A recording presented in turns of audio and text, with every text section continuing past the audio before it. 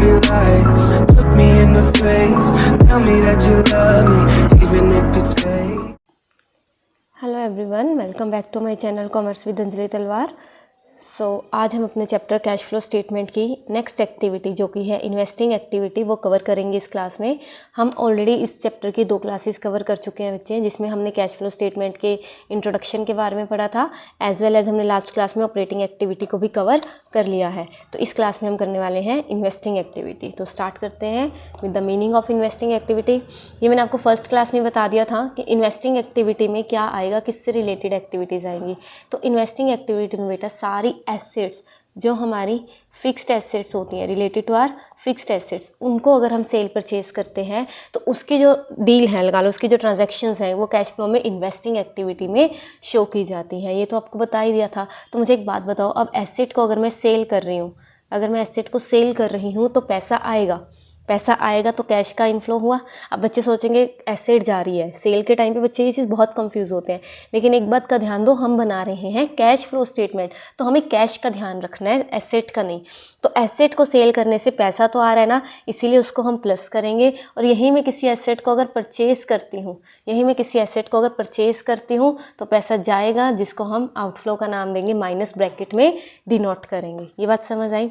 तो हमें अभी तक क्या समझ आया कि इन्वेस्टिंग एक्टिविटी में हम रिलेटेड टू फिक्स्ड एसेट्स हम लिखने वाले हैं, ठीक है। और फिक्स एसेट की जो सेल परचेज है वो देखेंगे हम कि कितना सेल हो रहा है एंड कितना परचेज हो रहा है, उसको प्लस माइनस करके हमारा आंसर आ जाएगा। तो इसमें क्या क्या आएगा देखो, सबसे पहले sale of property, plant, equipment, intangible asset, जो भी हम सेल कर रहे हैं, ठीक है, तो ऐड हो जाएगा वो। उसके बाद अगर परचेज कर रहे हैं property, plant, equipment, intangible asset, वो माइनस हो जाएगा, ब्रैकेट डिनोट करते हैं। और अगर कोई नॉन करंट इन्वेस्टमेंट हम सेल कर रहे हैं तो उससे भी पैसा आएगा, प्लस हो जाएगा।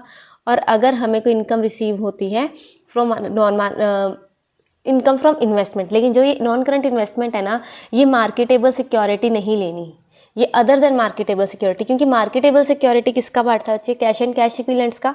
हमने पढ़ा था ना, मार्केटेबल सिक्योरिटी किसका पार्ट है? हमारे कैश एंड कैश इक्विवेलेंट का। इसलिए यहाँ पे मार्केटेबल सिक्योरिटी को इग्नोर करेंगे। बाकी नॉर्मल कोई नॉन करंट इन्वेस्टमेंट है या करंट इन्वेस्टमेंट है, उसके जो अगर प्लस हो रहा है तो उसको माइनस, और माइनस हो रहा है तो प्लस, है ना, तो वो हम करने वाले हैं।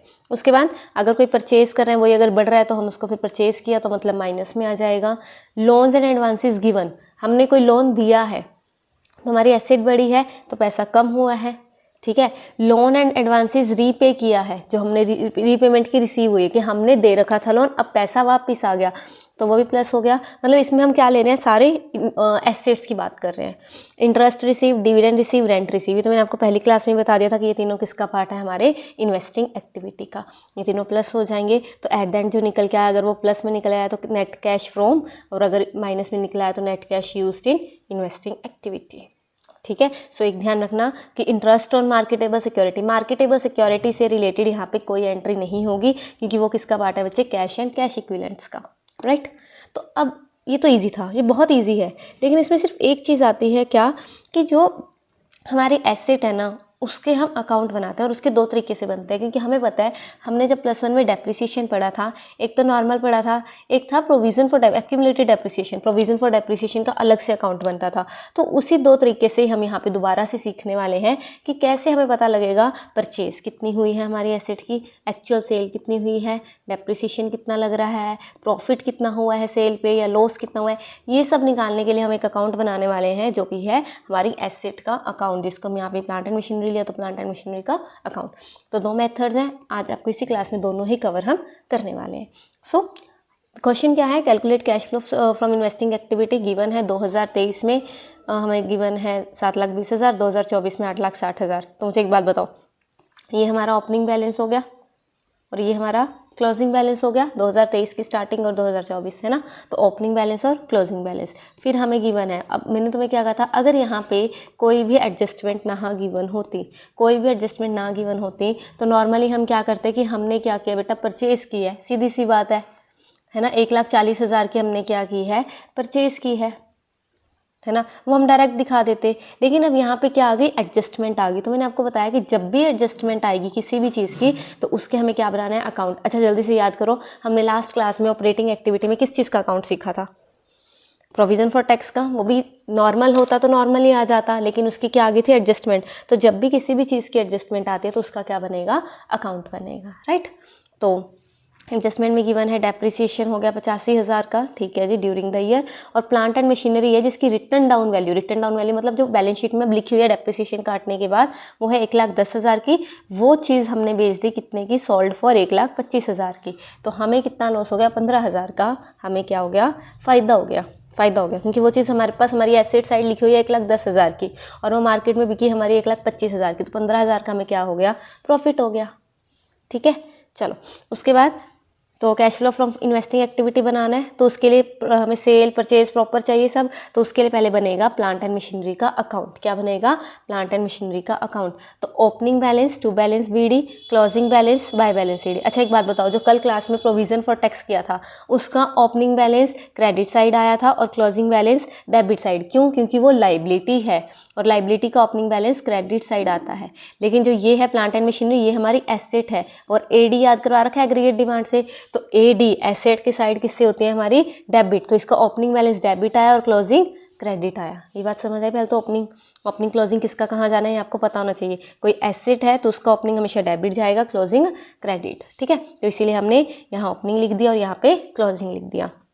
अब मुझे एक बात बताओ, डेप्रिसिएशन लग रही है 85,000 की, तो डेप्रिसिएशन से हमारी एसेट की वैल्यू कम होती है। एसेट की वैल्यू कम होगी तो क्रेडिट साइड आएगा, बाय डेप्रिसिएशन 85,000, ठीक है।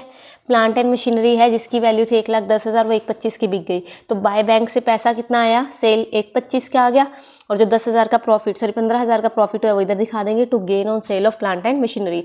अगर यहीं पे लॉस होता तो वो इस साइड आ जाता, लॉस होता तो वो इस साइड आ जाता, बाय वाली साइड। ये बात समझ आई, इजी। ये अकाउंट हम +1 से सीखते आ रहे हैं। अब इसको टोटल किया 10,70,000 आ गया, इसका टोटल करके माइनस किया तो बैलेंसिंग फिगर आ गई 3,35,000। तो वो हमारा निकला है परचेज की फिगर। सही परचेज हमने कितने किए और सेल कितने की है, ये बात समझ आई। तो अब यहाँ पे एक बात बताओ, जो ये परचेज और ये सेल निकल के आई है ये हमें चाहिए इन्वेस्टिंग एक्टिविटी में, राइट। और यहीं पे जो ये डेप्रिसिएशन लिखा है हमने और एक gain on sale of plant and machinery, ये दोनों हमें चाहिए ऑपरेटिंग एक्टिविटी में, है ना। समझ आया, याद आया, ठीक है। तो समझो इस बात को। तो अब हमें पता लग गया कि हमारी परचेज हुई है 3,35,000 की, माइनस कर देंगे। परचेज किया मतलब पैसा गया है, और सेल किया तो पैसा आया 1,25,000 प्लस कर देंगे, तो आंसर आया माइनस का 2,10,000 जिसका मतलब है cash used in investing activity. Investing activity में कैश यूज कितना हुआ, राइट। आई होप आपको ये क्लियर हो गया होगा। बस एक अकाउंट बनाना है इसमें, ठीक है, ये इजी है। लेकिन अब आता है, देखो अगर आपको क्वेश्चन में नॉर्मल गिवन है, जैसे हमने अभी क्वेश्चन किया, कोई एक्यूमुलेटेड डेप्रिसिएशन गिवन नहीं है तो नॉर्मल क्वेश्चन करो। लेकिन अगर क्वेश्चन में हमें मशीनरी अकाउंट भी दे रखा हो, एक्यूमुलेटेड डेप्रिसिएशन अकाउंट भी दे रखा हो, तो उस टाइम पे अब 2 अकाउंट बनेंगे, मशीनरी अकाउंट भी बनेगा और एक्यूमुलेटेड डेप्रिसिएशन अकाउंट भी बनेगा, राइट, है ना। तो चेक कर लेते हैं कैसे करना है। तो इसमें गिवन है मशीनरी अकाउंट का ओपनिंग बैलेंस, क्लोजिंग बैलेंस। तो मुझे एक बात बताओ, मशीनरी अकाउंट का opening balance debit side 5 lakh और क्लोजिंग बैलेंस 6 लाख यहाँ पे आ गया, ठीक है जी। उसके बाद एक्यूमुलेटेड डेप्रिसिएशन का ओपनिंग बैलेंस और क्लोजिंग बैलेंस, अब 1,64,000 और 1,80,000। तो अब मुझे एक बात बताओ, एक्यूमुलेटेड डेप्रिसिएशन हमारे लिए लॉस है, लाइबिलिटी है एक हिसाब से, तो ओपनिंग बैलेंस यहाँ आएगा और क्लोजिंग यहाँ आएगा। ये बात तो समझ आई। ओपनिंग यहाँ आएगा और क्लोजिंग इस साइड आएगा, डेबिट साइड, टू वाली साइड। यहाँ तक हो गया, ठीक है। नेक्स्ट क्या कहता है, ड्यूरिंग द ईयर एक मशीन थी 1 लाख की जिसपे एक्यूमुलेटेड डेप्रिसिएशन लगा 44,000 का, वो 30,000 की बिक गई। तो कॉस्टिंग का मतलब क्या होता है कि वो चीज़ आई इतने की थी। एक चीज़ मेरे पास 1 लाख की आई है, 44,000 का उस पर क्या लग गया बेटा, डेप्रिसिएशन लग गया। तो कितने की चीज़ रह गई हमारी, 56,000 की। 1 लाख पे 40 गए 60, 60 में से 4 और गए 56, है ना। 56 की हमारी चीज़ रह गई जो बिक रही है 30,000 की। तो हमें 26,000 का लॉस हो गया कि नहीं हो गया, 26,000 का हमें क्या हो गया, लॉस हो गया। ये बात समझ आई। तो अब पहले ये सीखो एक्यूमुलेटेड डेप्रिसिएशन, क्योंकि ये बनने से पहले दिखाते हम इसको पहले है, लेकिन पहले ये आना जरूरी है, इसकी अमाउंट तो यहीं जाती है ना, ठीक है। तो अभी हमने यहाँ लिखा ओपनिंग बैलेंस, यहाँ लिखा हमने क्लोजिंग बैलेंस। अब जैसे हमने प्रोविजन फॉर टैक्स का सीखा था ना, बिल्कुल वैसे ही जो हमें मशीनरी सेल करनी है उसका डेप्रिसिएशन यहाँ आएगा, और जो पूरे साल की मशीनरी पे डेप्रिसिएशन, करंट ईयर का डेप्रिसिएशन निकल के आएगा वो यहाँ आएगा। आपको एक गिवन होगा, दूसरा निकल जाएगा बैलेंसिंग फिगर से। अब इस क्वेश्चन में हमें कौन सा गिवन है, हमें गिवन है सोल्ड वाला, ये 44,000। ये 40,000 गिवन है, 224 टोटल आया, 164 माइनस करके 60,000 हमारा डेप्रिसिएशन निकल आया जो ऑपरेटिंग एक्टिविटी में हमें चाहिए था। ठीक है, और ये 40,000 जो सेल वाला होता है ये जाता है इस साइड, ये रहा 40,000। अब समझ आया। अब क्वेश्चन में ये आपको 44 गिवन था तो ये बैलेंसिंग फिगर निकल आई। अगर किसी क्वेश्चन में आपको ड्यूरिंग द ईयर दिया होता तो 60,000 यहाँ लिख देते तो आपको यहाँ से एक्चुअली पता लग जाता कि जो मशीनरी सेल हो रही है उस पर डेप्रिसिएशन कितना लग रहा है, 44,000। ठीक है, तो अब बैंक से कितना आया, 30,000, 40,000 का क्या लग गया डेप्रिसिएशन, तो 26,000 का हमने लॉस निकाल ही लिया था। बैलेंस बीडी बैलेंस सीडी डाल ही रखा था, इसका बैलेंसिंग फिगर बचाया तो यहाँ पे हमारी बैलेंसिंग फिगर निकल आई जो कि है परचेज ऑफ मशीनरी। क्या है बेटा, परचेज ऑफ मशीनरी। ये बात समझ आई, यहाँ पे समझ आया। हमने किया क्या, हमने यहाँ पे किया opening balance closing balance, opening balance closing balance. पहले डेप्रिसिएशन वाले अकाउंट पे आए, हमें गिवन था जो मशीनरी सेल हो रही है उसका, सेल वाले का इधर आता है 44 लिख दिया, जो बचा वो हमारा करंट ईयर का निकल आया। अब ये करंट ईयर का इन्वेस्टिंग एक्टिविटी में कोई काम नहीं, लेकिन ऑपरेटिंग के लिए तो चाहिए ना जब हमें पूरा क्वेश्चन आएगा, है ना।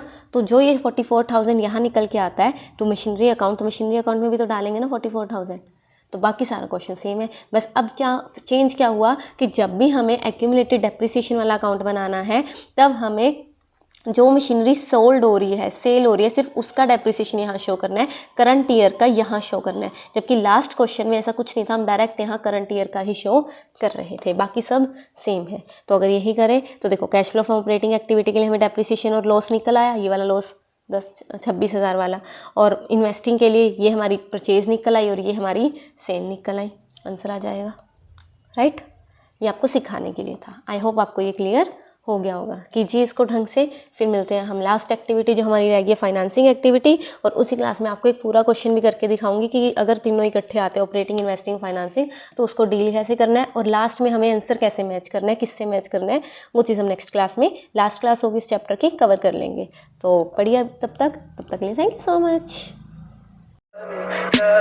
Tell me pretty lies, look me in the face, tell me that you love me,